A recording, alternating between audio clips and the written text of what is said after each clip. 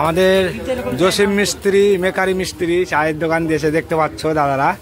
তো আমাদের জসিম কাকা হয়, তো ব্যবহার খুব ভালো, ওই জন্য এত খরিদ্দার। আর চাটাও ভালো বানায়, ফ্যান ট্যান সব ভালো করে, এদিকে চাও বানাচ্ছে, সময় পাচ্ছে না, এত অসুবিধা হচ্ছে, একটা মানুষ তো চারিদিকে দেখতে পাচ্ছ কত লোকজন।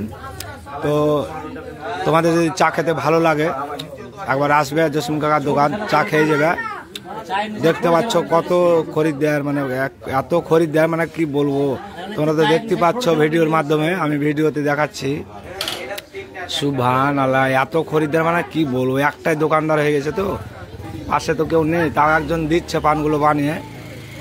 তো যাই হোক, যদি ভালো লাগে তাহলে আমার জসিম কাকার দোকান চলে আসবে, একটা চা খায়া চেক করে যাবে।